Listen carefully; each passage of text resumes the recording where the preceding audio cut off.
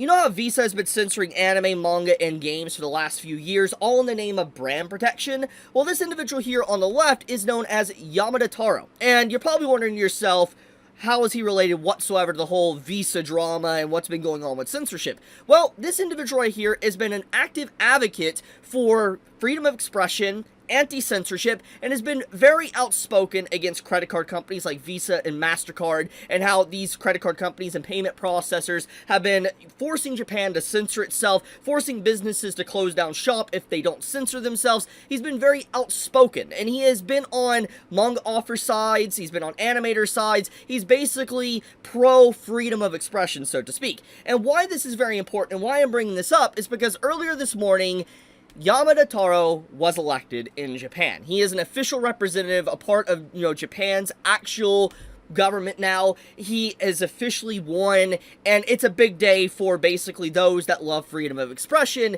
and he has actively been in contact with other authors. For one, he has been in contact with Ken, aka the author of Love Hina. For those that don't know, Love Hina is a very iconic series that has legitimately gone on to be an actual influence on pretty much the entire rom-com genre of manga and anime. It is a very influential series. But getting back into the main topic, Yamada Taro winning and actually getting elected is a massive victory, especially in the whole storyline that we've been dealing with for the last few years when it comes to Visa and Mastercard forcing Japan to bow down and censor themselves. Now that he's officially been elected, he's officially gotten a little bit more power, there could be theoretically changes that can be made with time. Now that I've set the stage for why Yamada Taro is so important and why it's a huge victory for Japan for him to be elected, and because he's trying to be a big advocate for freedom of expression and anti-censorship, we have to talk about the elephant in the room, and that is payment processors. What's been going on for the last few years,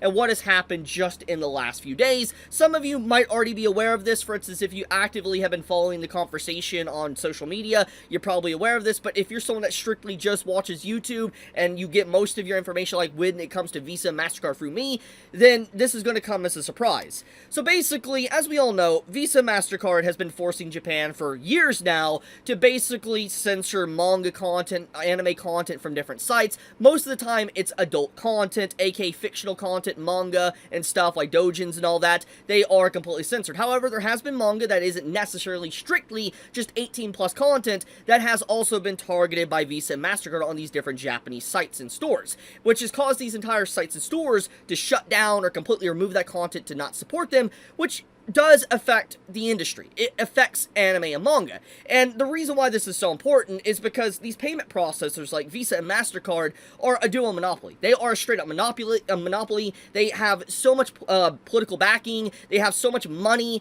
They pretty much control the entirety of the world when it comes to cash flow. They do, because it is the most common form of usage when it comes to payments. People will use a MasterCard. They will use a Visa card. It's a very standard way people use to buy goods throughout the entirety of the world. Now, there's a few exceptions. There's different companies depending on the country, like JCB, for instance, in Japan, but even they have been affected to some degree thanks to certain individuals, which I'll talk about in a moment. But to get right into it, basically, these payment processors have been actively censoring fictional content that is not real. But to add on to this and remind everybody, this is the same type of companies, for instance like Visa, MasterCard, that actively allow OnlyFans to be a hotbed for actual PDF content. And they were called out for it. I've covered that already in previous videos. If you're interested, you could probably go through my channel playlist on Chibi topics and you could find it for yourself. But basically, they have actively just ignored actual real-life issues on OnlyFans, but then they straight up will go out of their way to just try to censor Japan and get their entire culture to bow down to them. That's what they've been doing. So, with all of that being presented, we got to talk about what happened a few days ago. There is a group called Collective Shout that made themselves very well known a few days ago. And now the internet is starting to get word of what's been happening with these payment processors, aka Visa and Mastercard. There was even a Reddit post earlier today. For some reason it is now removed, but it also brought up the old article I discussed over a year ago, where Visa's CEO of Japan said they were going to censor as much content as possible all in the name of brand protection. And this article started making a lot of waves earlier today on the subreddit of gaming, or gaming subreddits, and a lot of people were talking about it. They were really shocked to actually see what was going on here. And I don't know why it was removed, very questionable, because I do think it's very important to discuss, but this gets into the topic. Collective Shout apparently contacted pretty much almost every single payment processor that they could, VISA, MasterCard, JCB, PayPal, everyone, to say, hey, this content is on Steam, why are you allowing the purchase of this content on Steam? Now, if you take a look at this picture, obviously there's going to be a lot of people that are going to watch this video, and they're not going to care for this content. They're going to say that's gross, that's creepy, that's weird, whatever.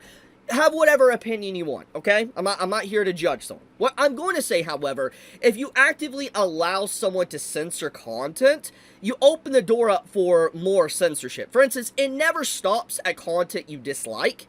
It continues to happen. Censorship is a slippery slope, and once you go past a certain threshold, there's no coming back. And so, for instance, the reason why this is so important is because Collective Shout for the last 4 days now, I say 3 to 4 days, they have been jumping for joy in glee that they managed to get hundreds of Steam games taken off of the Steam store that all had taboo topics associated with them. At this current time, from my understanding, the coffin of Andy and Lele is not been removed yet, but it's only a matter of time until this group, Collective Shout, actually manages to accomplish that. So we need to ask ourselves, who is Collective Shout and why do they have so much power? And well, as for the power segment, I have no idea why a feminist group from Australia has so much political pull to get hundreds of games on Steam, not just removed from Australia, but worldwide. And it's a pretty big deal. That is an actual huge deal that this one group managed to accomplish something like that. And for a long time, for years, Steam is always seen as a bastion for freedom of expression, allowing you to post basically anything you want.